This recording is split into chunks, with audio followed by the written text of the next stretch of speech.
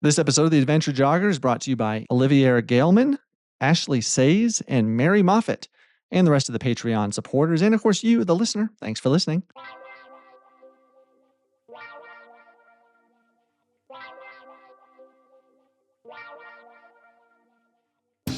The Adventure Jogger, a podcast about trail and ultra running. Meet fascinating runners from the front, middle, and back of the pack, sharing inspiring and funny stories about life and running. Running should be fun, and so should running podcasts. I'm your host, Stephen Kornhaus, and this is The Adventure Jogger.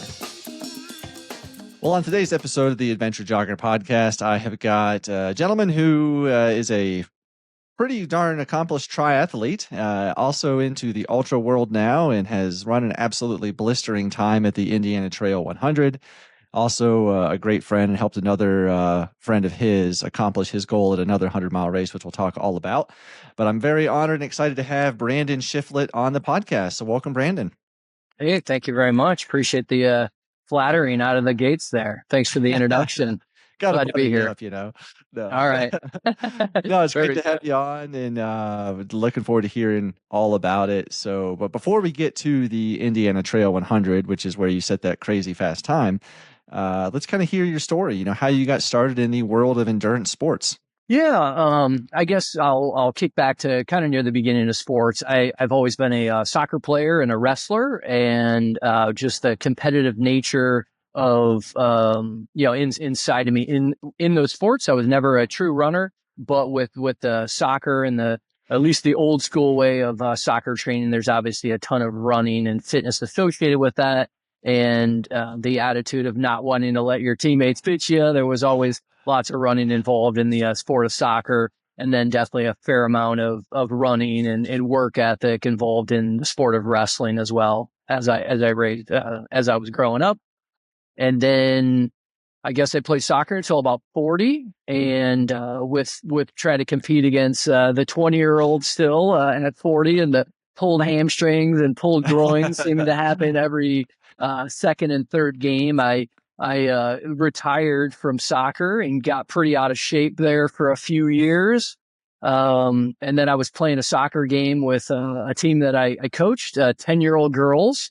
And 3 minutes into that game, I pulled my groin again. Oh my God. I said, well, this is pretty ridiculous that I'm so out of shape that I can't play with 10-year-olds here. So then I kind of got on a fitness kick and tried a mental toughness, physical challenge. And after 75 days of doing that program, the program was called 75 Hard. So it tries to make you a better person in several areas of life, fitness being one of them. And so after 75 days of cleaning my act up and working pretty hard on the fitness front, I said, what now? And decided to try a sprint triathlon. And so that's where the endurance and triathlon journey started. I guess about four years ago is when that started. And that got me involved in year one of endurance sports in sprint triathlons. Okay. And now, so for people that aren't, big into the triathlon world, like what are the distances in a sprint triathlon? Yeah, I think historically they would be 500 yards to 750 yards swim, and then about a 15-mile bike, and then a 5K at the end of that. Okay. And so that people could probably get that done in like an hour, maybe 2 hours? Yeah, I think the top dogs are usually about an hour, and then maybe the majority about an hour and a half, and then the just survivors maybe 2 hours and maybe a little bit longer as well. And obviously there's something to be said for anybody competing in it, and certainly showing up at my first event, the top dog that looked like pro athletes were inspiring, but then on the other end of the spectrum, the 75-year-olds or the real big and overweight people who are doing it were super inspiring as well. And so it was a great experience right out of the gates. And going to that first sprint triathlon, I knew that was a world I wanted to get involved in and live in for a little while. Yeah. And so how long did you do? Did you kind of step up to the next distance in triathlon for a while, or how did that process go?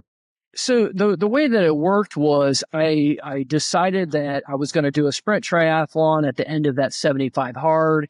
and my daughters were on the swim team at that time, and the swim facility that we happened to be at happened to have an adult swim lane. So while the girls were practicing, I was struggling along 25 yards at a time. There you go. In some practice myself.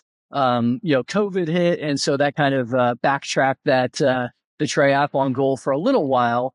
But then got back into that triathlon training, and as a self-coached athlete that really kind of had no idea what I was doing, did work pretty hard at it and thought about surviving it. And then when I was just a few weeks out, I felt like, boy, let's go and try to compete at this sprint triathlon.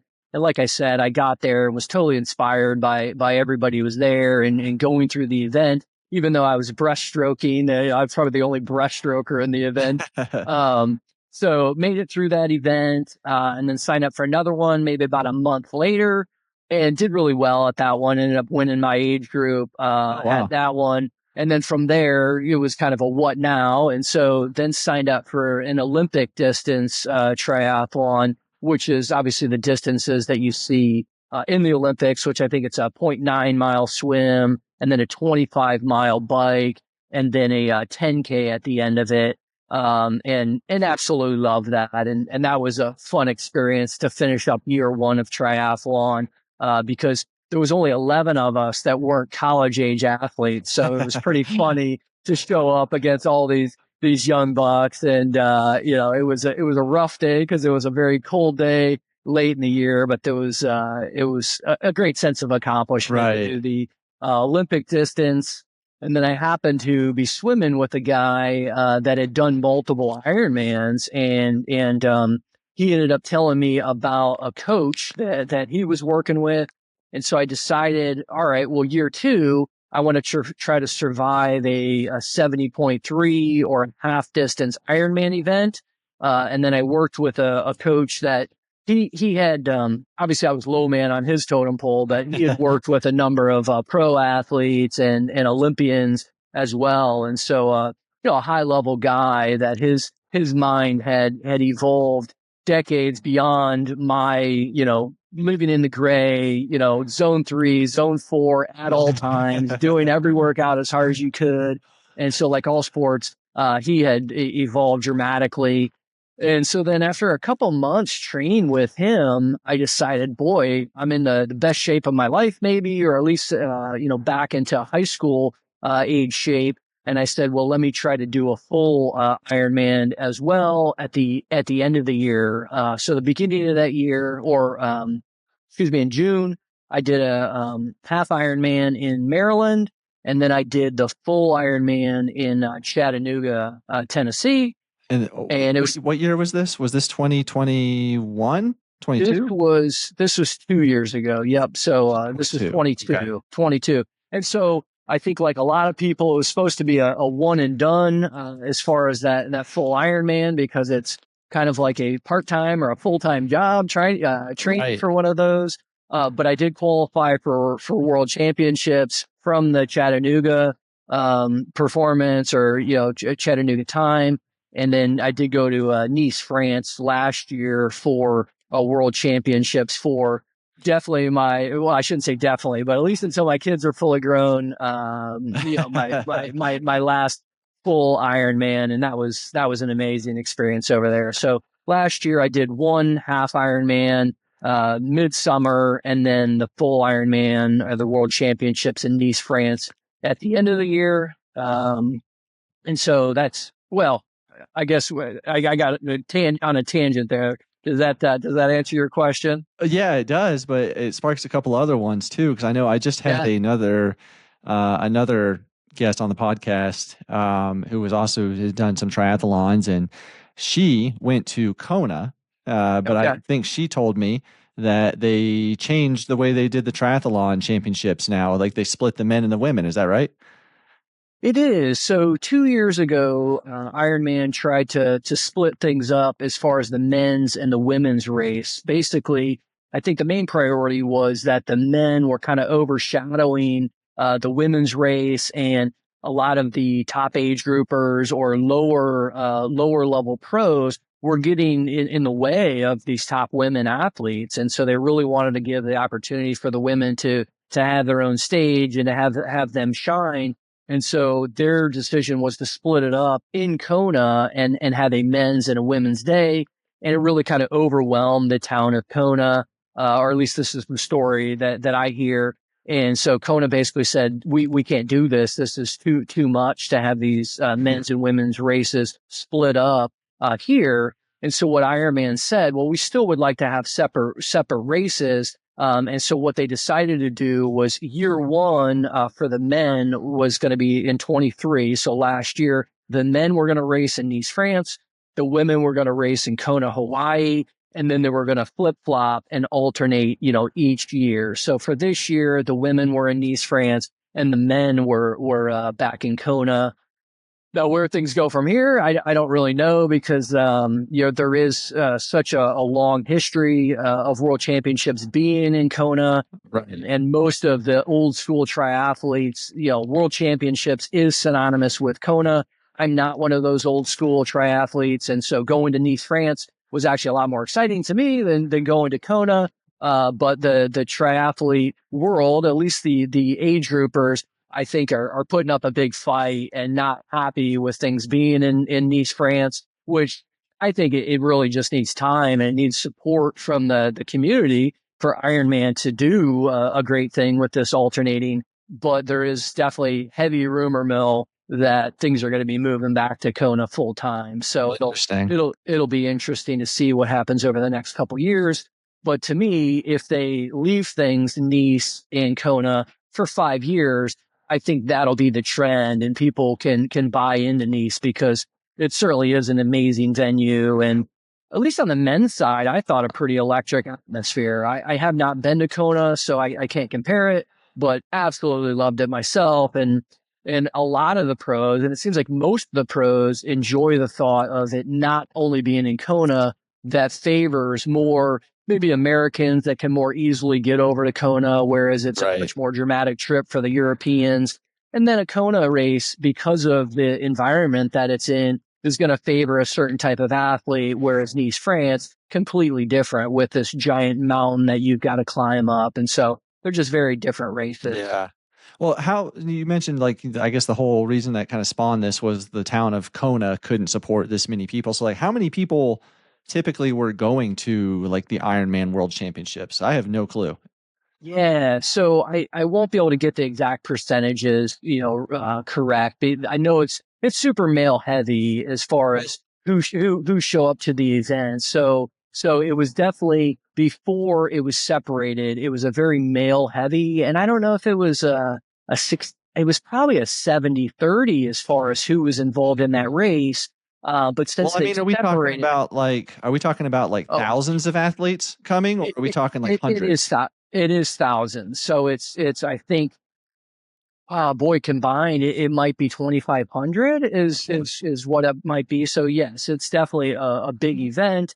And to still create large events with a lot of excitement, I think they left the numbers close to where they were as far as a combined event. And that's another push on it as well, because if you've been involved in world championships or triathlon for 20 years, there's a lot of thought of, well, how watered down are world championships getting, because they're trying to, they're saying that they're trying to grow the women's side and give them the full stage. But there's also thought of, well, Ironman is a business and they're trying to make money. Are they growing this too quickly? And is it too easy to qualify? And I'll say, I do see it. If you try to qualify for fulls and halves at the beginning of the qualifying window, it's super difficult because the top dogs or the top badasses haven't gotten their time slots, or they haven't gotten their chips or their slots for world championships. But if you're strategic about it and you try to go at the end of these qualification windows for at least or at least what I've heard, the fulls in Nice, it's almost a handout of these slots as far as this roll down process. So it sounds like these late stage qualifiers, it is getting a little watered down. Yeah. Okay. Well, it's interesting to hear. And as the sport continues to grow, it'll be interesting to follow and see what changes are made. Because I know, like, just like the sport of ultra running, it's growing so rapidly that, you know, races are going to lotteries and there are so many different Yeah. requirements and things. I can imagine. I mean, Ironman is such a bigger sport than ultra running that it's got to have so many hurdles to go through. So it's Yeah. interesting to hear. So your time in Nice, though, for the championships, I mean, how did it go for you? Did you have a good, you feel like you did well? Yeah, I mean, so as far as like the ultras, you can't compare a time at IT 100 to a Leadville time, and so it's kind of like comparing a Kona to a Nice time. And obviously, it was uncharted territory as far as going to Nice, but as far as race execution and as far as executing my game plan and doing the best that I could, I thought it was a spectacular race. I I I got a little bold on the swim start. You know, the swim's in the Mediterranean Sea, and you do an age group start of I think there was probably 220 guys in my age group, and you swim out into the ocean 25 meters, you tread water, and then a cannon goes off. Well, my age group was actually the last age group to go. And I was noticing from watching the earlier age groups that the guys that got out to the front of that starting line, 25 meters out, right at the front, the cannon would go off and there would still be people on the beach. And so they were already seemingly losing 3, 4, 5 minutes. Oh, And I wow. thought, well, boy, I've trained for this sucker for 9 months or 12 months here. I don't want to lose that time. And I had some wonderful practice swims prior to the race. And so, like a dummy, you know, hindsight's 2020.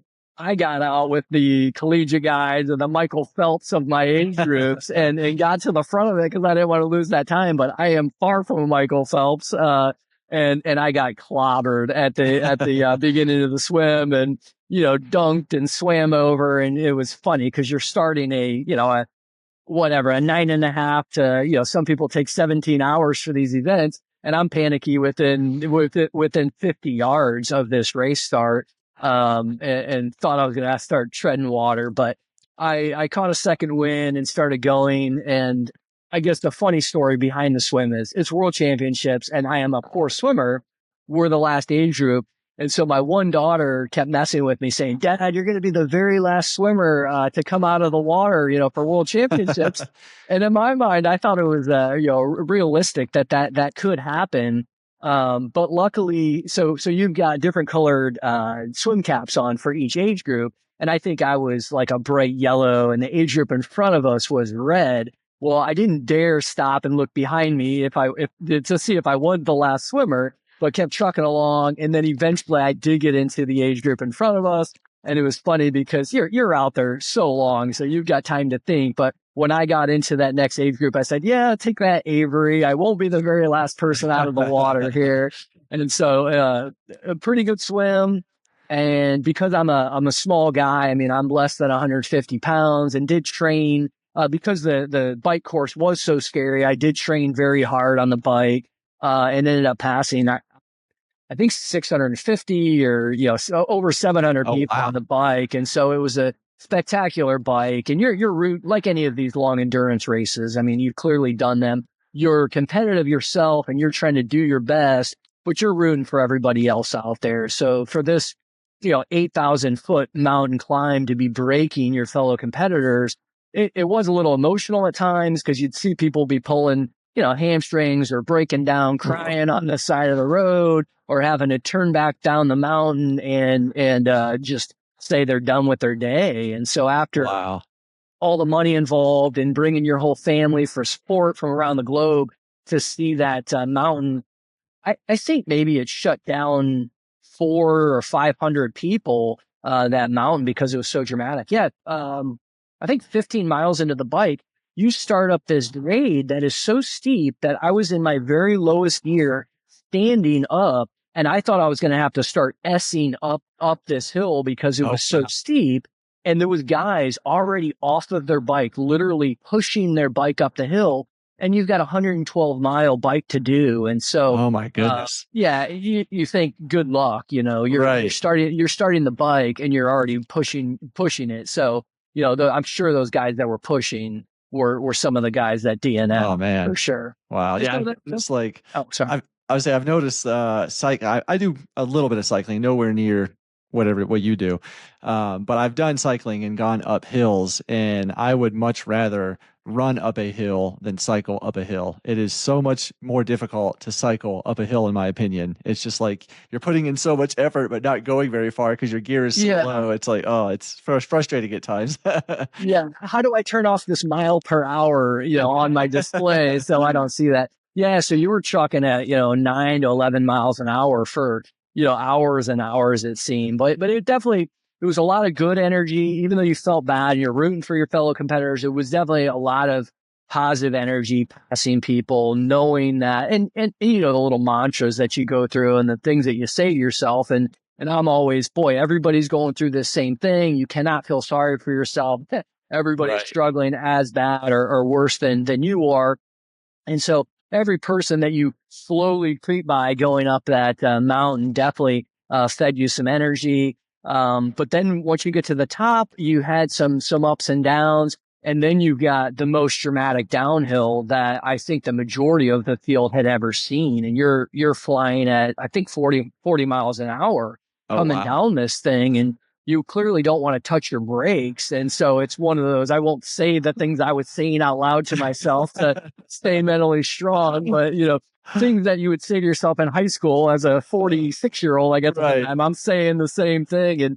And I came into the first serious cutback, and I went skidding into this corner. And obviously, you're on a tri bike with these little road tires. Right. So, well, I can't do that again. I don't know how I didn't even wipe on that first one. And so luckily the Europeans, they do have more experience than us Americans that they kind of laugh at. And so this guy's name was like Fabrizio or Fabio, this Italian guy. A lot of the tri-suits would have the country flag that they were from and then their names on it. So I followed Fabrizio. I was like, let me follow his line and follow his speeds, and not drafting. I'm definitely anything but a cheater, but following the speed and following the line to know how hot you could go into those corners, and you Interesting. just suck at the F up, the whole way down. And so it was a wonderful and scary, and I've done skydiving before, but it was definitely like way more dramatic than Wow. like skydiving. So is drafting considered cheating in Yeah. Ironman? Oh yeah. So it's five bike lengths. Yeah. You definitely Really? can. Yeah. And it is tough because we talked about the overall numbers, that are on some of these courses. Right. So I found with the first couple of events that I did, I would self-seed myself at my true swim speeds. Well, then I would get out, so a slow swimmer, but a pretty good biker. So I was a probably bottom half of the swimmers as far as percentile. And then I would be probably in the top 25% as far as the bikers, and then the top like 5% or 10% as far as the runners. The point is when I started with the slow swimmers, then I would get caught up in these huge packs of people. And so there is drafting that occurs in Ironman events, totally unintentional and unavoidable. And luckily in the spirit of endurance sports and triathlon, there aren't that many cheaters. But I will say that I was surprised that, like in my first Ironman, I did see these guys that they clearly showed up to cheat off of each other and do the complete, this entire bike, with each other. So it is unfortunate because it does occur, but I do think it's a very small portion of the competitors that would intentionally be cheating out there. But then on the flip side, at World Championships, it was awesome how many referees were out there, because I thought, well, they'll probably just be paying attention to, the pros, and I won't see many of them, but you would see them all the time. So they're on motorbikes, and then there's the one guy's riding the bike, and then the referee is sitting on the back of it. So it really was cool with the amount of referees that were on the course for at least the World Championships. And I do think they were giving out a fair amount of penalties, there. So it was nice to see. And, you try to uplift everybody and say positive things when you have the breath to say it. But I do think, and I do it too, is, nice drafting, I'll definitely tell it to somebody if you can tell they're being intentional about it. So luckily it's a rare thing. Okay. Well, then how did the run go for you? You said you were, maybe in the top 25% in the run or higher, I think you said. Yeah. How'd it go for you? So with 10, 15 miles left in the bike, I felt something in my quad really cringe up, like it was about ready to pop. And so it kind of freaked me out. Luckily, like I said, you're going down the hill at that point. So I let up on my watts a little bit as I was coming into T2 or the second transition before you start running, not knowing how I was going to possibly run a marathon on it. But as soon as I got off the bike, I could tell that it didn't affect my quad at all. And it's a totally different set of muscles. And so I got off and I felt super fresh. And I was really cruising the first 7, 8 miles and felt pretty unstoppable for 7, 8 miles. But then, the course, humbles you because you're on this promenade and it's blazing hot down there. And I think it might have been 92 degrees or something. Oh, wow. on that because it's, you're more back in the city, near the beach area. And so at mile 8, both of my hamstrings just kind of clinched up on me a little bit and said, you better chill out on your pace a little bit. Oh, man. So from probably mile 8 until the finish, it was talking your way through each mile. And it's, mile 9, be friendly to me. And mile 12, you're my lucky number 12, be friendly. And so it was definitely 1 mile at a time. But the bike was so rough that if you even survived the bike, it seemed like half the field was walking, on the run. And once, Wow. so pulled muscles, throwing up. I mean, the bike totally roughed everybody up. And so once again, you're rooting for your competitors, but it does feed you a little bit of energy because as you feel, you realize and you're grateful for, I don't know about you, but all of these races bring out a tremendous amount of gratitude, in myself. And so super grateful that I'm not the guy with the pulled hamstring, or I'm not the guy passed out or puking on the side of the road or needing medical attention. And so it was, it was great. It was great, but I was not flying for, 9 through 26 by any stretch, but I survived and But you had a good experience. Yeah. It was phenomenal. The whole trip awesome. was wonderful. Okay. Well, let's fast forward or shift gears to the trail and ultra side. So like, when did you get into trail running? Did you start trail running during, training for triathlons, or was it kind of after that?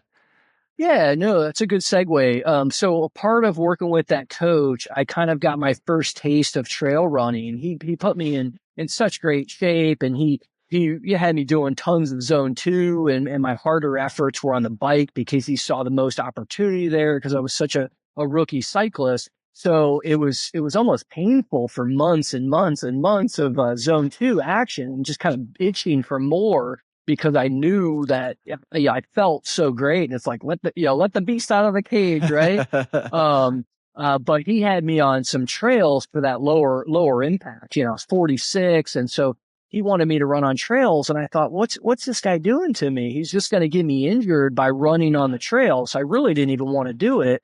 But then I did run on the trails, and I didn't quite appreciate on the trails. But then I got back on the asphalt and I said, oh my gosh, that impact difference was very noticeable. And so I'd say that was my first touch of it.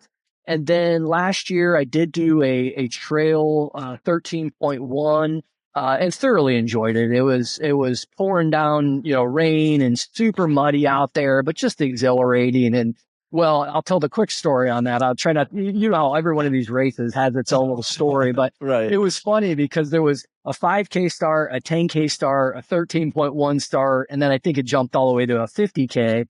But the 13.1 is what made sense for my training because at that time I was training for a 70.3, which then it was a ramp up to the full at the end of the year. And so I was doing the 13.1. Well, I think the leader of the guy that won the 13.1 might have started with the 10K guys.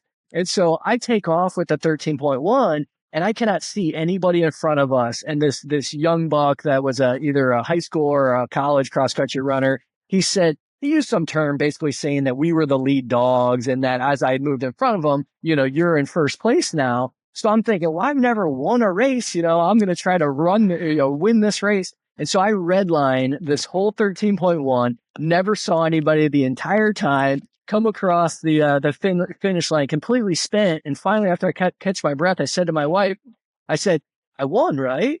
And she said, no, the guy that won, he's already dressed and in his car driving home. And so whoever won the race, I think he started with the 10Ks, but then was a phenomenal runner as well, Wow. and totally smashed me. But sorry, big tangent on that race story. But the point was, is that was probably my first taste of really enjoying the trail.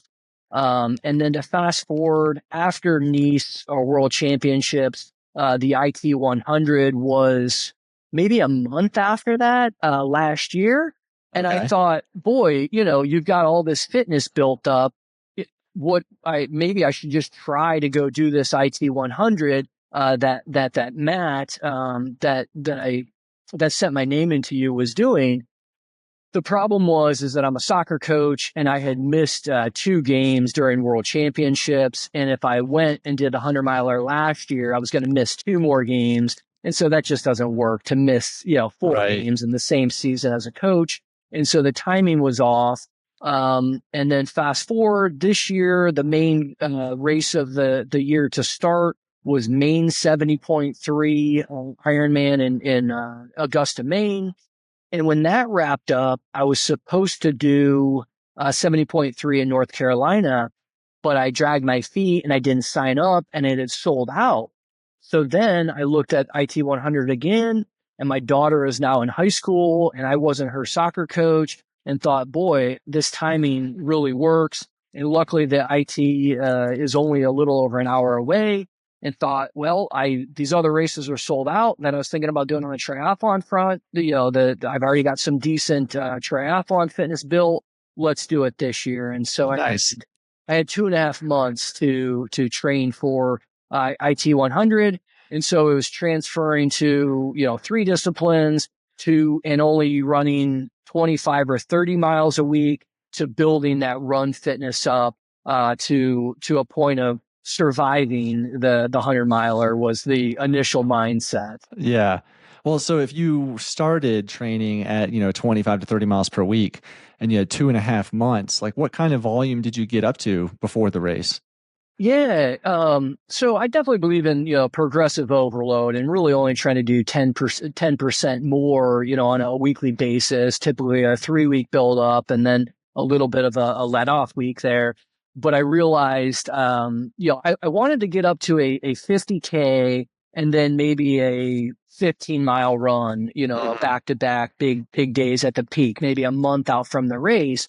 So I did decide to aggressively jumpstart those first couple weeks, but the body was really responding. I downticked to just 1 swim a week, and then my cycling were more like leg flushes and not like true. They weren't trying to gain fitness cycling. It was Right. just to flush my legs out. And so I was really responding well, just fueling exceptionally. I decided to wear the ultra vest. I got a Solomon vest with the 2 500 milliliter bottles on there. And so really, I feel pretty well before and after during triathlon, but really was trying to use the on-course nutrition for every single run, and just found the body really responding to the uptick in run miles. And talking to a friend that was a real quality triathlete and ultra runner, he really pushed me towards specificity and saying, well, running is not just running. It's like, if you're going to do a road marathon, you need to be running on the road. If you're going to do a trail ultra, you need to be running on the trails. Right. So I was trying to sell myself, train like a triathlete, and do a little bit more run volume. But after talking to 2 guys that had done both, I realized I got to train like an ultra runner would, to really to be happy with my day. And luckily I have a state park that's less than 15 minutes away. And so I decided, outside of one real short run, like a 3 or 4 miler that I would do once a week, I would do everything on the trails. And luckily those trails were very similar to the IT 100 trails as well. And so the body was responding well. I ended up getting a 50K in. That felt good. And I was getting some trail marathons in. And then I decided, after I got the second 50K in, I decided, well, let me try a 50-miler here, because in talking to my friends, they really just talked about big value of what I could learn from doing that 50-miler. And and maybe getting humbled by it and gaining all new, newfound respect for that 100-miler. Right. So I did. I mean, I definitely did. It was a 90 degree plus day at 50-miler, and I ran out of water, and it definitely learned a lot of respect for it. But did that 50-miler, and all this time on the trails, being specific with the training, and the entire time I'm listening to ultra books and listening to ultra podcasts like the Adventure Jogger on there. And so learning as much as I can and keeping that passion as high as I could. And I guess a part of the story, I think, is that David Roach that set that Leadville record this year, after he won, obviously he was on a bunch of the podcasts, and listening to him and how he was really pushing the calories, but more so pushing his carb intake. Right. And it was kind of perfect timing, because I think I still had like 2+. It was really early. I think I had a little over 2 months that I said that really kind of fits the mindset that I want to have. Now, he was more like intense and fast workouts, whereas, he's a young buck and has that true high level, pro running ability. Whereas I feel like I got to be safer with my body. So to me, more of the zone 2, higher volume. Right. I know it's higher volume's a relative term, but higher volume for my training instead of the intensity was the route.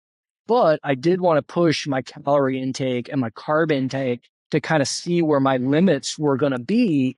And I think that was a bit of a breakthrough, listening to him and his ultra caffeinated podcast, and getting excited by what he was saying. And I found that my body felt pretty comfortable with taking 250 calories an hour and around 100 carbs an hour. At least I felt like those were numbers that I could follow during my race. And so it really allowed me to hone my plan a little bit coming into the race. Yeah, well, what's interesting is I just listened to a podcast. So David was just on the Rich Roll podcast, which is massive. This ultra runner. I mean, I know Rich Roll's an ultra runner as well, but to be on that podcast is amazing. But that was so fascinating, is all of David's like training philosophy and what he tried for Leadville and then also for Javelina, what all came from cycling. He was researching the cycling world and found out what athletes were doing there in, Ironman and also in the Tour, and found all these things. And that's what he started seeing. Well, hey, would this work for running? And so with your cycling background and, Ironman triathlons, I just find that fascinating, that David found it worked for him and then you tried it and it seemed to have worked for you. I mean, this is endurance training and endurance sports. And certainly a lot of that, the triathlon mindset, follows parallel to the ultra world. But it is super exciting with a whole new cast of characters as far as these top dogs and the different mindset that the ultra world brings over the triathlon world. Right. Yeah. And so you did this 50-miler and you mentioned it was, there was some rough patches. You learned some things. Yeah. But I'm curious though, like how fast did you do this 50-miler? Oh boy. So I would have done that. I think I was around sub 10. Oh yeah, it was sub 10. It was I think it was like 8:30 is what that was. Wow. Yeah, so that was around 8:30. That's pretty awesome. But really in all of this training, because it's all zone 2 training, and the kick that I got on was only training by heart rate. So I would only do all of my runs based off of heart rate display on my Garmin, and so I didn't even care. And I think that's another parallel to the triathlon world as well, because I talk to people that don't have, power pedals, or they don't have a power meter on their bike. And so they're caught up on either their perceived effort or they're caught up on their miles per hour. Well, they're training in flat Indiana, and then they're going to a course that's nothing like a flat Indiana. And so my thought was, in the ultra world, well, you're training here, but you don't know how things are going to roll once you get on an absolutely different course. And so I thought, why would I possibly get caught up on pace? Well, one, because I was new to trail running. And so to me, 7:45 to 8-minute miles on the road is like 8 minutes. That's a cruise zone 2. Well, it's totally different when you're on trails and you're up and down. Right. So the consistent for me was that heart rate. And so all of my training was totally just on my heart rate. And then obviously a Garmin, each mile will show you that your mile has clicked over and will show your pace. And so I'd still be able to track my mileage on that, but I wasn't as caught up in what that pace was.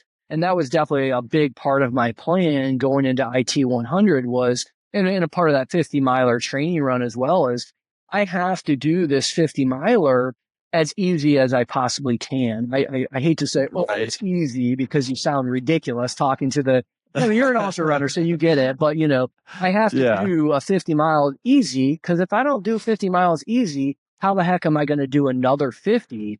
Right. And so at the end of that 50 miler, I was not ready to do another 50 because I ran out of water and fuel because one of my bottles. Well, one, I'd been training super early mornings. I'd been starting at 4:45 in the morning, and I did it because it was a little bit of a drive, and so I started later, and so I went from cool mornings, knowing what fuel and water intake I needed, to I think it was 92 and a hot day. And so I ran out of water, and I still had 6 or 7 miles left after rationing water for 6 or 7 miles. And so I thought, I might be in danger here. But luckily there is a schoolhouse that had these faucets with I guess that day it was at 47 miles. And so they have a faucet outside. And so I was able to fill up and chug, 1,000 milliliters of water. I thought, I'm not going to have to go to the hospital directly from this run. Right. But what the point is through listening to David and thinking about heart rate was, I have to be able to do 50 miles as easy as I possibly can.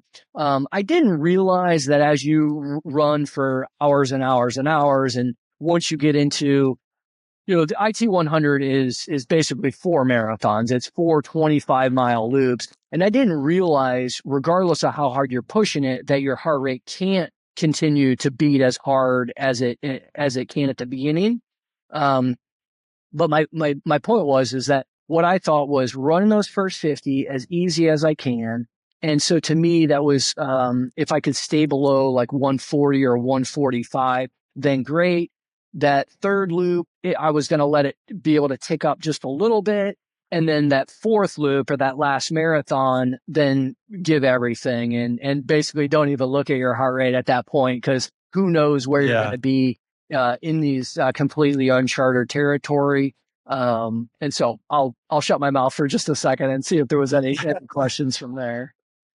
No, that's great. And it sounds like, you learned a lot in training and trying these, higher carb intake during your runs, and all just worked really well. So let's transition and talk about the actual race, the IT 100. I mean, tell us your initial approach to the race, your strategy, what you were aiming for, and then kind of how the day unfolded. Yeah, I guess one big piece of it is this is not triathlon where you have to do absolutely everything by yourself. So the aspect of having a crew and having pacers, it already gets me like a little emotional just bringing that piece of it up. But to know that, my dad, who's always been like a huge supporter of everything, that my wife, who's always been a huge supporter of everything in life, and then my kids were going to be able to be a part of it, and a couple friends, is totally magical. And so the IT 100 at mile 50 allows you to have pacers, and the segments are short enough that, so you've got a segment from mile 50 to 53.1, and then once again from 75 to 78.1. So a 5K that my 14-year-old twins were going to be able to run with me. And so that's awesome. Yeah, so to have my twins to be able to run with that was just spectacular. And then I had 2 younger guys. I trained with some young bucks. One's a phenomenal triathlete who did go to Kona this year. He was supposed to be a part of it. And then another, like a soccer coach of mine, who I guess he's 30 now, he's a great athlete. He was supposed to be a part of it as well. And I guess part of the mindset to me was, I got to be able to go into this being able to do everything by myself. It's all on me. It can't be a pacer's fault. It can't be a crew member's fault if something goes wrong here. And I hear a lot of other pros and experienced runners talk about that.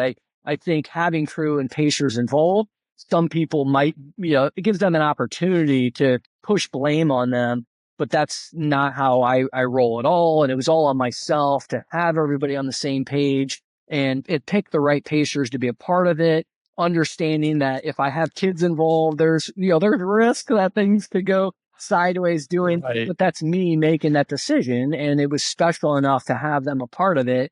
If things go sideways, things go sideways. But a part of the journey, I think, was the fact that both of the young guys, and I say young, one I think is 27, one was 30.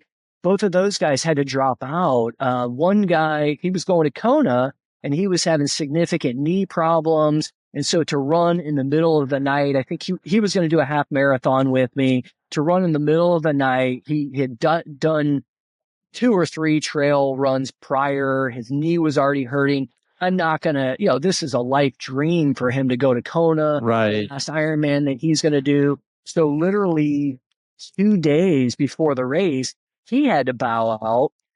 And then I think a week and a half before the race, the 30-year-old, he was going to run 22 miles with me and he tweaked his hamstring. And so then, Oh, no. and he's saying, well, I'll still do it, because he wanted to do it.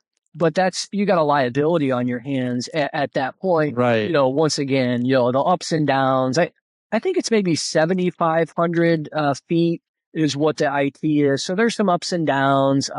And so told him that he wasn't going to do it. So right there, that's 22 miles that I was going to be running by myself instead of having a pacer. But then a week prior to the race, the middle school gym teacher and I connected. And so he was going to be my pacer. And so I've known him for a while and he's been the gym teacher for my daughters and a health teacher for my daughters.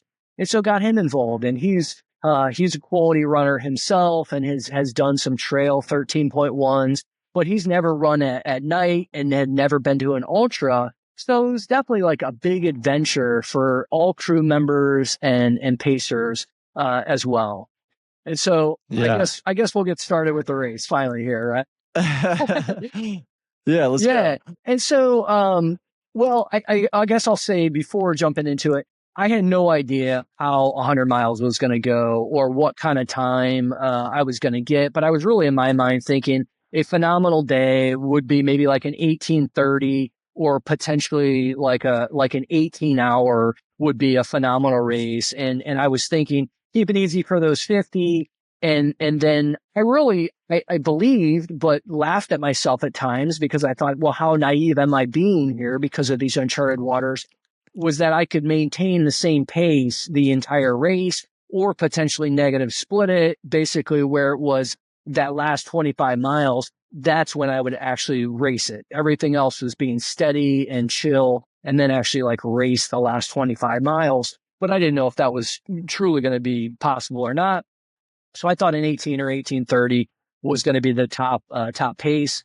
And I'll tell one little tangent. At race registration, there was a guy that looked like an absolute pro. You can't judge a book by its cover, but I look at this guy, I thought, you've got to be here trying to win this thing because he just looks like the ultimate stud. And so when I was driving out of registration, he was walking with his family and I said, I got to ask, what kind of time are you targeting tomorrow? And he said, well, I've never done a 100-miler, but I think he had done 50 Ks, a 50-miler and a 100K. And he said, well, I'm targeting sub 17. And it was funny how off I was on my time estimate because when he said sub 17, I thought, well, I'll never see this guy. That's totally unrealistic time. And then fast forward, I do see this guy in the race. And so it's kind of part of the race. To start the race, magical start. You start in the dark and, all of those lights going, windy. It's really windy at the start. And just once, right away, the gratitude hits and you're just thinking, man, I can't believe, you're starting this crazy long journey and this thinking if it's a magical day, 18+ hour day, maybe it's a 30-hour day, who knows? And so really it was all about staying chill at the beginning. Obviously there's so much race excitement and people just full Yeah. tilt it like it's a 5K out of the gates. And it really was a struggle to chill because you see people passing you and you're thinking, I know I can race with you, but to not go with all of these people was not easy. But a funny part of it is that by mile 7, my knee was already killing me by mile 7. Oh And I'm no. thinking my knee has not been hurting me in any of this training. I haven't felt like this big of a dog in any of my training. And here we are on race day, feeling this rough. But just continued on and and the thoughts that kept coming into my head were the two triathlete guys that were also ultra guys and their stories of, well, at mile 65 I felt horrendous and I wanted to stop, but I kept going.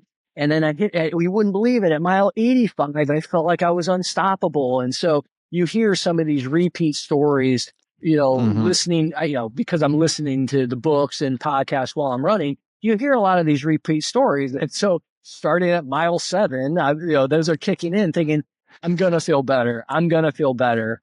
And so I'm really pushing the calorie and carb intake.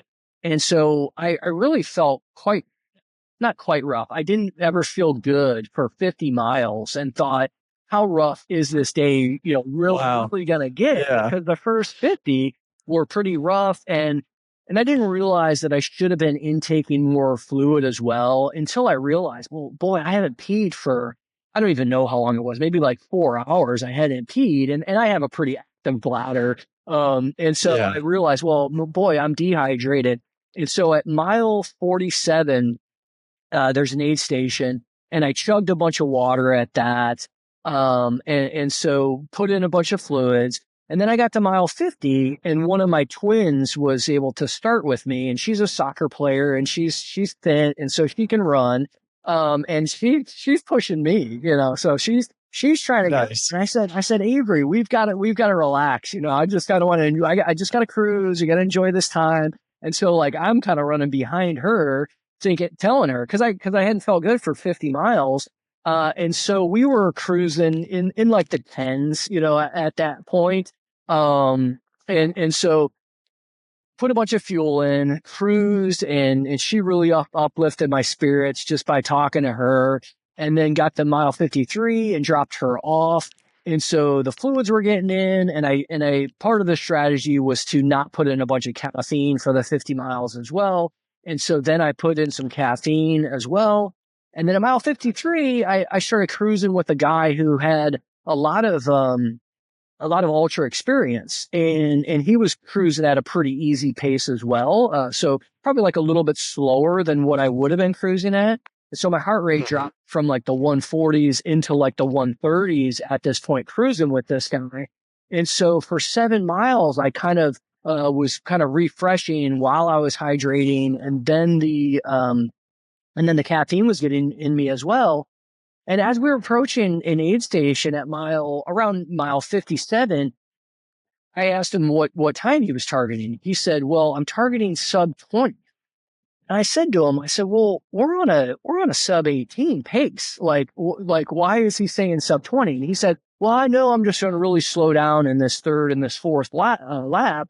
And like, that was not a mindset of mine at all, because it was to keep that consistent splits or to potentially, Right. to slow down.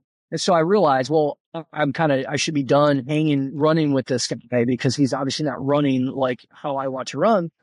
And so after 7 chill miles, I took off after that aid station, and I could tell my legs were refreshed, and I thought, boy, it only took 57 miles to warm up here.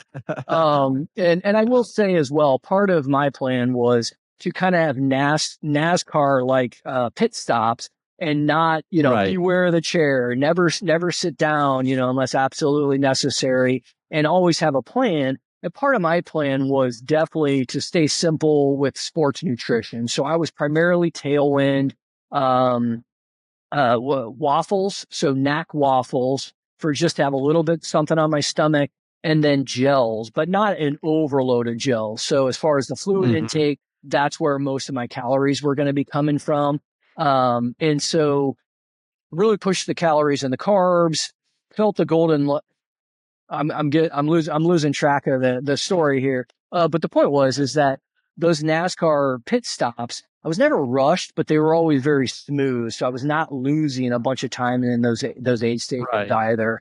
So mile 57, I started cruising and I started hitting faster splits than I had for the whole beginning of the race. And I was kind of freaking myself out because I thought, boy, you can't run this fast in kind of uncharted territory. And I remember I had a 50K left and I'm thinking, what am I doing here? But then I would check my heart rate and I would be chill. And I just said, well, I just have to go, with the flow of things. So have you read or listened to Born to Run? Oh yeah, of course. Yeah. I figured you had, and I'm sure most listeners had. Yeah. But part of it was that smiling, smile like the Tarahumaras. And like one of my buddies, not in the ultra world, but every time I talk to him about ultra, he'd say, well, make sure you smile. And so it's funny. It makes me want to smile here because it does give you energy. So I felt like I was in the flow, like the Tarahumara. And it was like the first time in my life that I was in one of those flow states that I'd always heard of. And so I was just really cruising. I was by myself and at this point I was starting to lap some people. So, definitely was feeding some energy to see them and wish them a good race. And obviously they were like, man, when you're in a flow state, it's evident to other people as well. And it was like, go get them. And so, then I was approaching mile 66 and that's where, I said my pit crew, but that's where my crew was. And so, the crew never knows how your racer's doing. Are they going to hobble in here feeling horrible? Or are they going to feel amazing? And I could not wait to get to my crew because I was feeling so amazing. And at this point, I was in sixth place. And so I didn't ask what place I was in until mile 50. But at this point, I was in sixth place. And I said to my crew, I said, well, where's fifth? And then I said, well, where's third? Let's podium this thing. And it gets me emotional because it was definitely like a huge turning point, at that point. And you could feel the energy from my crew just like go through the roof at this point. And so they kind of gave me the rundown where people were.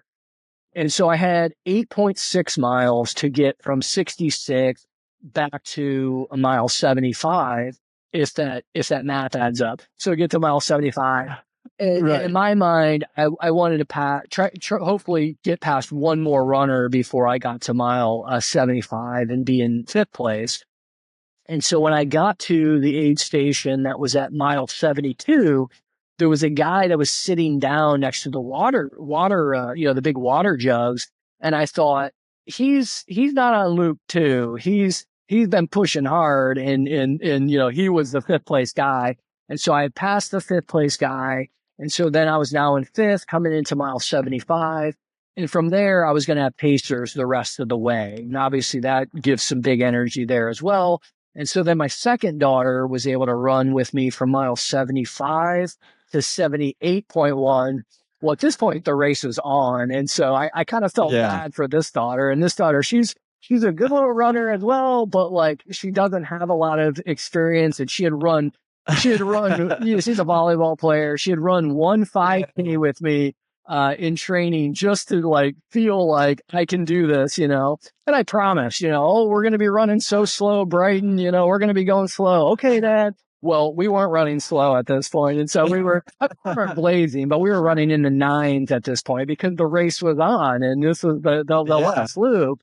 And so there was not a lot of talking during that segment. And there was a lot of, come on, keep up, because you got to leave. I was going to say, did you drop your daughter? I didn't want to get disqualified. And like I said, I'm definitely not a cheater. And so she was able to keep up, but she was ready for that finish line at 70.8. 78.1. And so when I came into the aid station there, the guy that was in second place had hit a wall and he was just in rough shape. And so my family said second place dropped out. This guy was definitely done. And so then I was in fourth place. And that is where the middle school gym teacher was kicking in with me. And energy was just sky high at that point. And he was ready to go. I mean, we were we were cruising in the eights and nines, at that point. So a good pace for that stage in the race. And third place, like my wife was like, well, third place is just up there a little ways. And so we're cruising and feeling comfortable and smooth. Not pressing, but like running very smooth. And so, I talked to him and I said, all right, well, here's what we're going to do. We're going to slowly creep up on them. And then as we get close to third, we're going to put in a healthy surge to go by them so that, it's not, let's get by them and then chat for a while and have them get in and go with. So it's put in a healthy, Put a hurt on. Yeah, put a hurt on them to make them not want to go with us. And so we put a surge past him. I'm not poking any fun because this is a great guy and I'm connected with him now. But this was the guy that was the pro runner from registration. And he did look smooth and strong. And I don't think he remembered me, but I remembered him. And so as I was getting out of earshot, I wanted to be encouraging and positive, but I didn't want to spark a fight either. And so I said, we got that sub 17. And so I wanted him to think on his sub 17 and not think about trying to catch me. And so, so we put in a good surge and I just wanted to make sure we got around enough corners. And this is dark at this point. I wanted to make sure our lights were completely out of his sight because he definitely looked strong still. And so we're in third place at this point, and we went for a little bit longer. And at this point, you're passing a good amount of people that are on their third loop, and thought, well, we're second at this point. And so then we asked some people. We said, well, is there any other fast runners up there? And they said, yeah, there's somebody right up there. And so, well, let's go grab second place. And so it was the same deal. We're gonna slowly creep on them and then put on a good surge, which we did. And it was clear that this guy that was in second, he is a phenomenal runner. And I think he set a record at the Midwest Super Slam. So it's like 5 races. Wow. And so he's a phenomenal runner, and he's doing races like this on the regular. So like I'm trying to peak for this race where it seems like he's doing these things every weekend. But the point is that it was clear that he did not have another gear to come and catch us. Yeah. So at that point, is the guy that I thought was the sub 17 guy. That's who we need to look out for. And so we were cruising. But what had happened was my waist flashlight, my waist belt, the battery had died. And so I was using a headlamp, and it casts like a different shadow that I wasn't used to. The waist belt creates a lot more depth perception. Yeah. Well, I had wiped out twice, which is no big deal. But then on the third wipeout, I kind of like tried to run out of it. And I put my hamstring in a big, huge knot and was like so close to pulling it because I pulled my hamstring so many times in soccer. And so from there, it went from, all right, let's not pull the hamstring and let's smooth cruise this thing out. Because if you pull your hamstring, you're going to lose all those places that we just gained. And so there really was never any thoughts of trying to win the whole thing. And I never asked my crew where first place was at first. And my crew never told me where first place was. And the guy ended up beating me by like 24 minutes, anyways. But from 92 to the finish, my son got to run with me, and he's a grown man. He's 26. And so we really like just try to be smooth. And so the pace dropped off for those last 8.6 miles. And it was all about just not falling down. And then I had him checking for third place behind me, and then ended up finishing in the 16:23. And it was, completely unreal. So amazing day. Amazing. And before I forget, before any follow-up questions, the race director and I think she's the assistant race director, Brenda, and then Nick is the race director. Phenomenal event. And a part of getting sucked into trail running was I did do a trail marathon last December that they put on, and just gained a lot of respect for them as event coordinators. I just loved that marathon. So it really had me wanting to come back to try to do that 100 miler. Yeah, well, that's a phenomenal time. I mean, it's your first 100-mile race. You never run further than 50 miles. And you go into this with the mindset of like, I'm not going to slow down. I'm a negative split this race, basically, which is, most people out there are probably thinking like that's insane, but it worked and you executed it. Sounds like you and your crew a pretty flawless race and come away with a 16:23, finished second overall. And I think you were like let's see here, 20 something, 26 minutes ahead of third place. So not only did you barely beat this guy, but you beat him by a pretty healthy margin. So you're cruising along, but man, just a phenomenal race. Congratulations on just such a great outcome. I appreciate it. Has anybody gone that long without taking a breath ever on this podcast? You might have set a record there too. No, I don't know. I'm sorry. No, it was awesome, man. Listening to the story and hearing, I love the part about, your kids, your daughters getting to run with you. And there was somebody, I was listening to it might've been this podcast back when Ryan hosted it, that there was somebody on the podcast that like dropped their daughter in a race. Oh, I can't remember who it was. They were like their pacer. They dropped him, and I just remember thinking, is this going to happen again? Well, in Ironman triathlon, and it makes sense that you have to have those rules, because if you don't, people are just going to take advantage around every corner, and things get dangerous when you got bicycles involved or swimming involved. Things get dangerous. And to me, like the ultra world, at least like at IT 100, and it sounds like outside of like UTMB and Western States and these major ones, that they're just so much more like laid back. And so some of the things I was like, is this, are you even allowed to do this? And I will tell a quick story, because I didn't mention her yet. My youngest daughter, who's 13, and this is Sage. She's the one that didn't run with me, but she was a instrumental part of the crew. And I had like this really detailed plan that we were going to follow, with exchanging bottles and exchanging waffles and gels. And the one thing that I didn't think about was a walkie-talkie. And my dad actually brought walkie-talkies. And I initially was like, what are we going to use these for?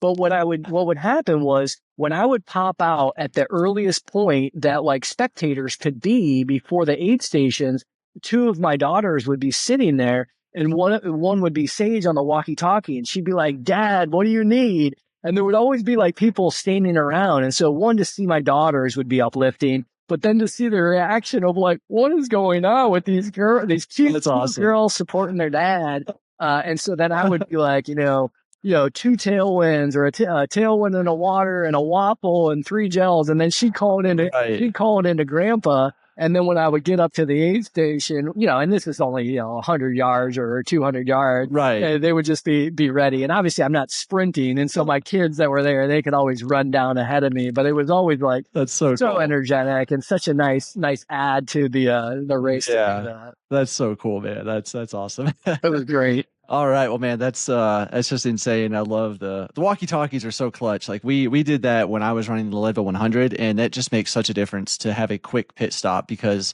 when you come into an aid station with your crew, if you don't have something like that, it's that time of, oh, what do you need? What do you want? And it's like, that takes time. And to have that, your daughter radioing ahead, Dad needs 2 tailwind. And that's just so cool. It was perfect. It's like an F1 pit stop.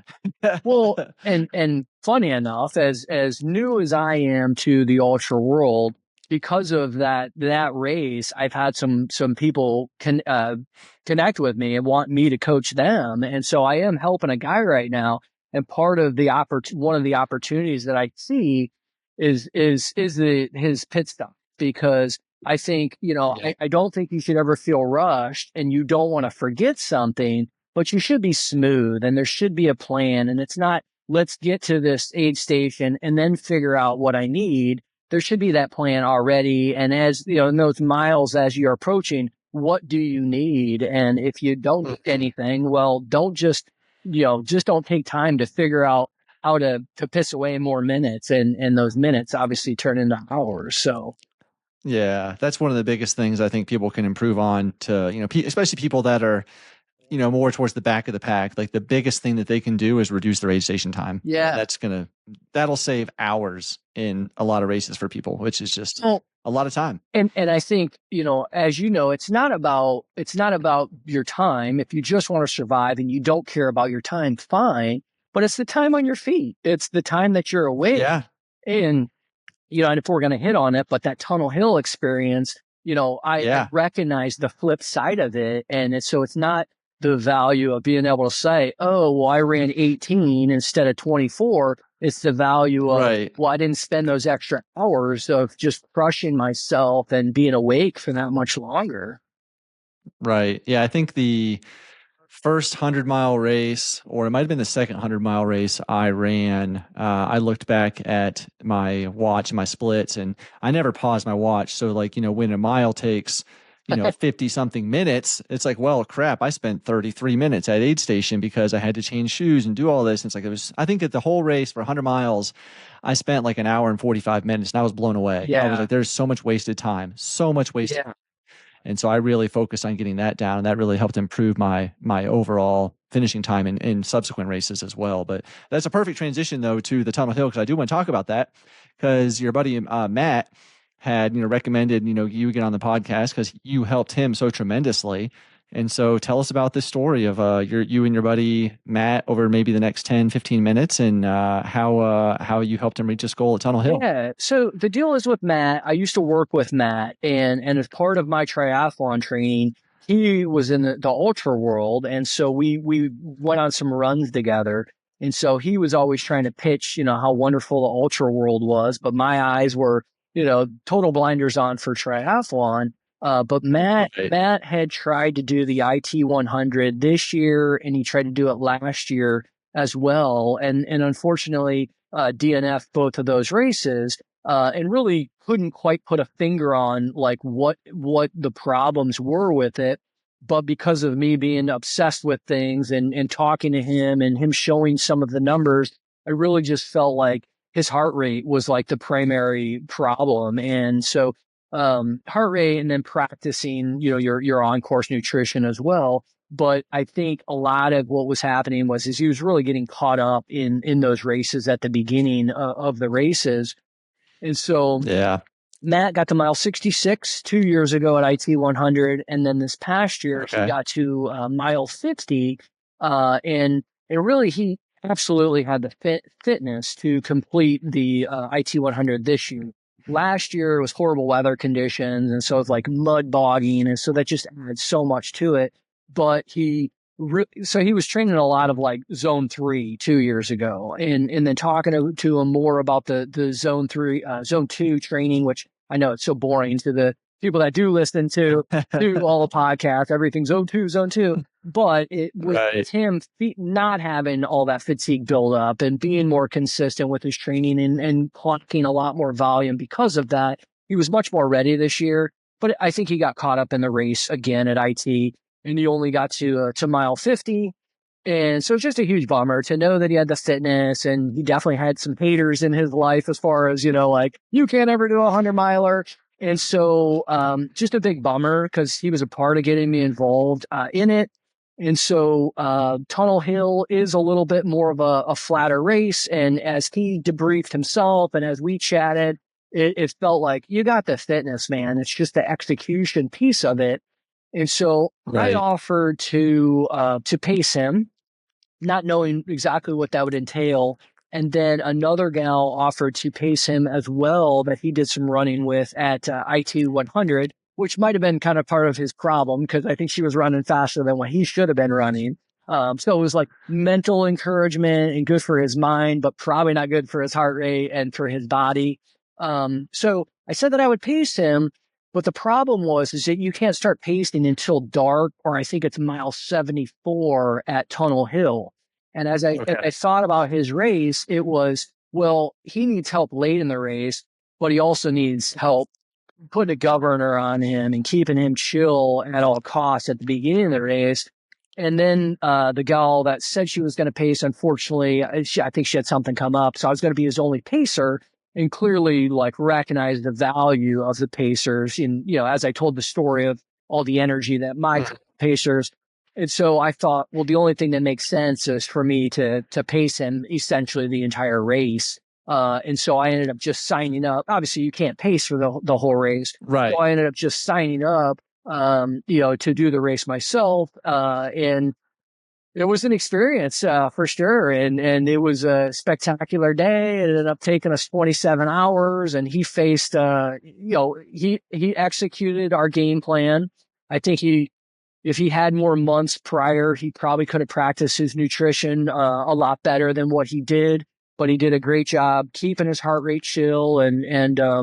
This was the third go round and he's 54, but was a very accomplished like track athlete in his younger years. But it was quite amazing. I mean, he really swallowed his pride and his ego to basically hand off, everything to whatever decisions I'm going to make, be a part of it and like help me get through this deal. But then absolutely 100% to his credit, he fought through, multiple puking rallies. I mean, at mile, Wow. at mile 50, it was like it's completely dark and a total downpour. And I think about half the field, dropped out probably around that time because you've got this, you basically do a marathon out and then a marathon the other direction. So you're back at the center point at 50 and then it's just a complete downpour in the dark. And then, that's warming temps there. So I think that's where the majority of people dropped out. And I won't get too deep into it, but it was funny because I'm kind of a wrestler meathead. And I think, oh, well, the rain and these bad weather conditions, it's really making us earn this 100-miler. Whereas most people kind of feel sorry for themselves. And immediately I was like, keep your mouth shut. Don't make jokes about this weather to Matt or this other gal who like was in a sour mood and I think ready to like just quit the race. So I was like, don't make jokes to them that are like going to piss them off. But Matt like totally got energized by this rain. And it was actually like too energizing because he was like a kid going out in the rain. I was like, all right, Matt, well, let's stay steady or, something to that effect. Yeah. And then what do you know, 10 minutes later, it's the first bout of like, tossing chunks and everything. But luckily he'd been able to get in a lot of quality calories prior to that. And so we definitely had to slow things down and kind of game plan our way through some things and try to get a small amount of, because, we still had 50 miles left at that point, and then no nutrition for a little while. So you can't no nutrition for 50 more miles at walk and then maybe some jogging pace. So we tried to put in another like half of a gel and a little bit of banana. Couldn't keep that down. Got sick again. And so then the game plan was walk 45 minutes and then we're going to eat like a quarter of a banana. It was walk 30 minutes. And then, it was a little bit of chicken. We were going to try a little bit of chicken broth or a little ramen broth and then walk even further to definitely let that get in. And then we did some walk jog intervals for a little bit. We got to mile 75 and the only like dark place for me in that race was at mile 75. We were walking out of there and I said, and I could tell his legs were really heavy at that point and you could just kind of hear him like hitting the tops of like gravel and stuff. And it probably wasn't safe to start doing like the run walk intervals again. And I said, we're walking this thing out, aren't we? And he said, yeah. And so we basically walked the last marathon, but, wow. Yeah, no, he was like insanely tough. And so sorry to like bring up negatives, but like it was a phenomenal day. Yeah. He was like stayed so mentally strong and like, I was ready for him to like be pissy with me and be in a dark, I told my wife, I said, well, I can handle like an hour or two of him being like negative and dark with me, but I hope it's just not like 10 hours of this race. And never once was he like in a negative mood, like towards me. That's awesome. And we had some fun like DJ moments. And so I was like the DJ and he always wanted more of the music. And so that was great. And then his wife, Christy, was just phenomenal crew. And so she was like the full crew. Well, my daughter was there. My daughter ended up doing the last 10 miles with us, which that was nice. The last 10 miles was, I now know what a death march was because it was the longest 10 miles of all of our lives. And it was light again at that point. And it was, I jokingly called Matt the Leaning Tower of Pisa because his feet were like absolutely destroyed. And so he kind of was topped over at that point, but he did it and amazing life accomplishment. And maybe he's not built for 100 milers, but he checked this one off. And, so he's definitely an ultra guy. And I think he's going to start putting in for Western States next year. So maybe he's got at least Nice. 100-miler. And Well, I'll say a lot of people, probably 90% of people out there listening will resonate with Matt's story more than they will with yours, because you had such a flawless race for your first 100 where things went so well.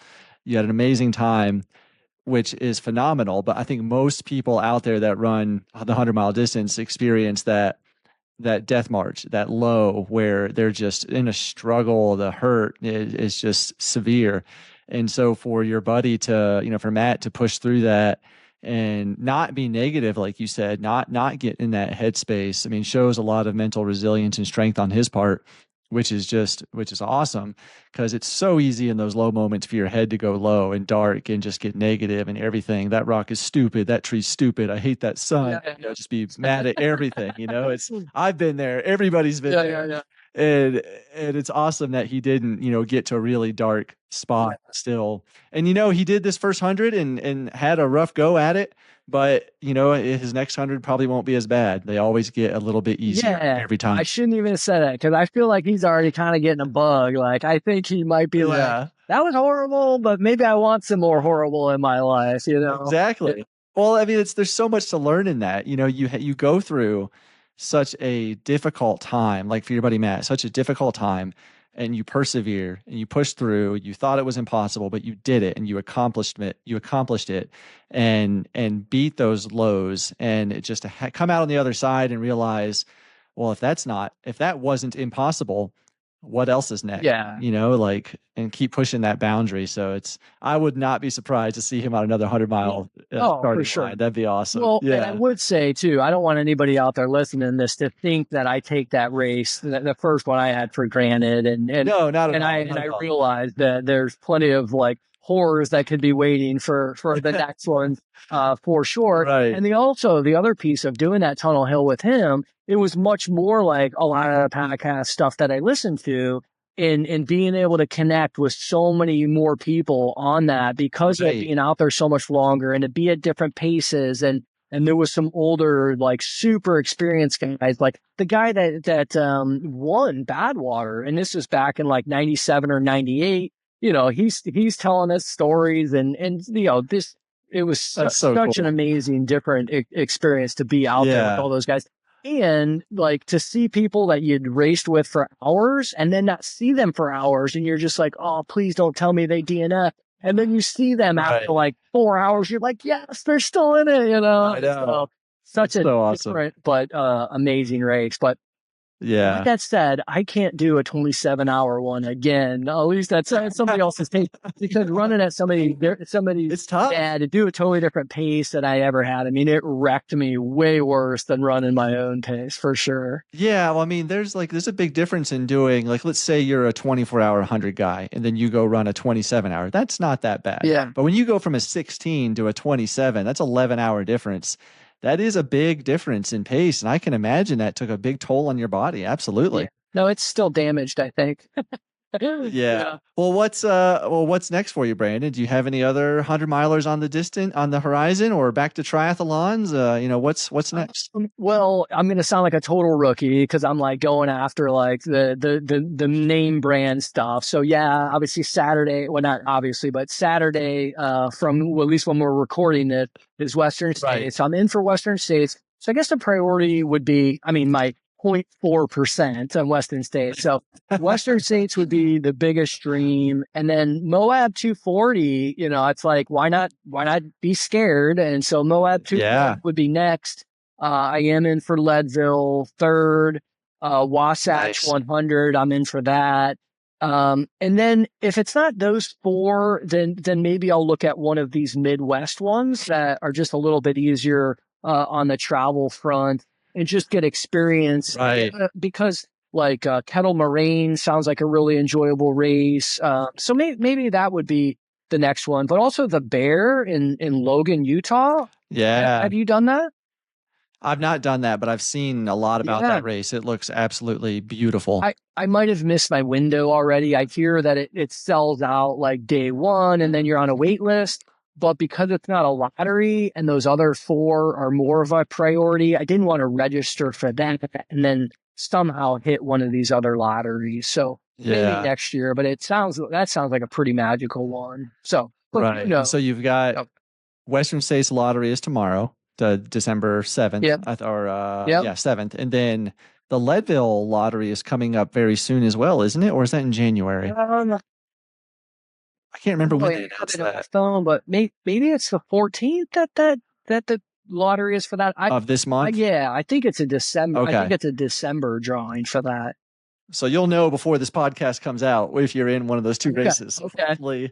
Hopefully the lottery gods, shine upon you and get you in. Cause I know I tried to get into states 4 years in a row and I think I had 8 tickets the last time and I was going to have 16 this year, but I wasn't able to get a qualifier because of my injury. Oh, So yeah, it's that 0.4% chance. I saw there's like almost 10,000 applicants for the race this year, which is just mind blowing. Like it's ridiculous. well, I'm half hoping that I just somehow magically get into Western States or Leadville so that I don't have to go do Moab because Yeah. that'd be wonderful. Well, my wife's from Utah, so that's kind of the Utah Okay. attraction to Wasatch, the Bear, Right. or Moab. I mean, she's northern Utah, but definitely would love to do some of those Utah races at some point. Yeah. And like most of us, to do the scary stuff. And so to do a mountainous one is what I'd really like to do. Something that, it's that uncharted unknown and just being Yeah. scared stiff into being motivated and training hard. Well, I'll tell you a race you need to look at. You've probably heard about it or heard me talk about it before. Is the No Business 100? It's in Tennessee and Kentucky. It's in October, usually like the third weekend in October, and registration usually opens like New Year's Eve, and it Oh, usually sells out within like the first couple hours. yeah. But it is. I've done it twice. They alternate directions every year. So if you do it both years, you get this awesome double buckle right here, which is really big. Nice. But it's a phenomenal race. So you think Tennessee, Kentucky, you think it's probably not, too much elevation, but it's depending on your watch, anywhere from 12 to 15,000 feet of elevation gain. Yeah. It's a point to point loop. Oh, So you don't repeat any trail. And it is, neat. I'd say 90% single track and then like a couple of miles of gravel, like double track. Yeah. And just an absolutely phenomenal race. The aid stations are the best aid stations I've ever had in any ultra marathon, and I've run a lot.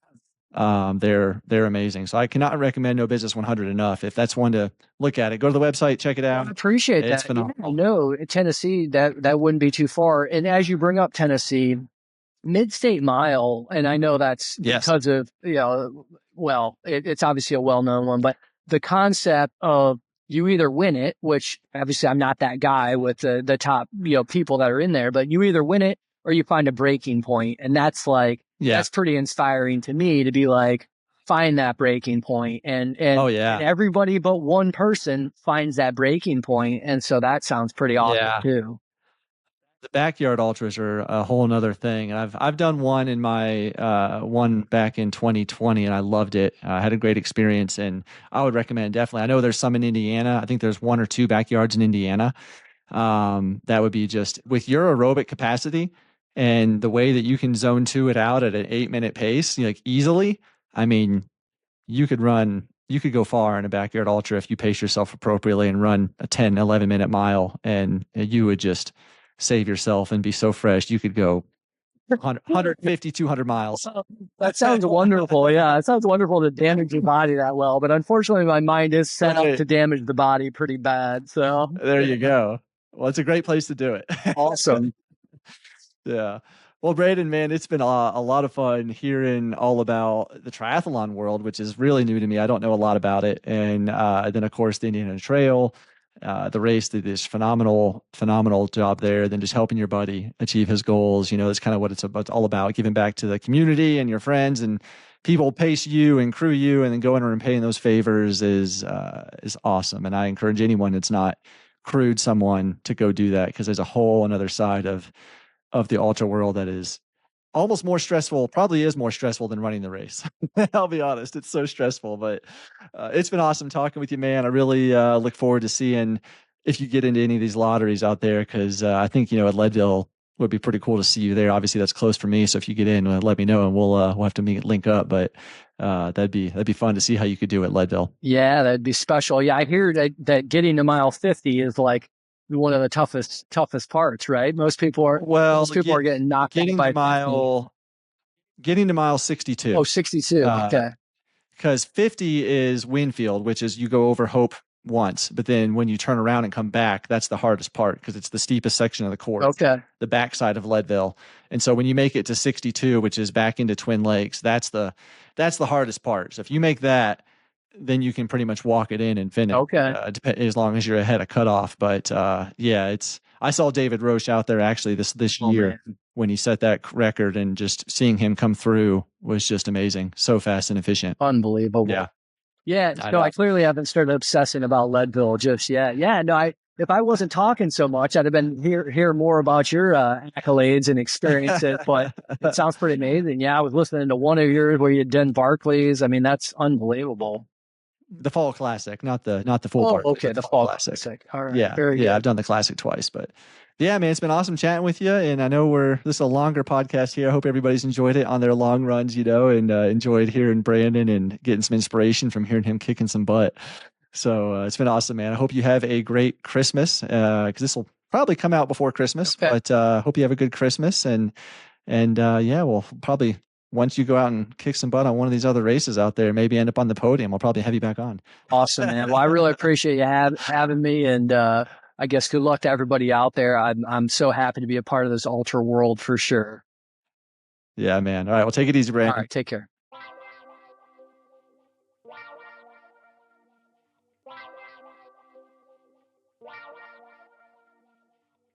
If you enjoyed this episode of The Adventure Jogger, please consider joining our Patreon, and be sure to follow us on Instagram, YouTube, Facebook, and TikTok for more content like this. Without your continued support, we would not be able to produce this type of content. So thank you so much to everyone that has listened, followed along, subscribed, liked, commented, you name it, donated on Patreon. Thank you.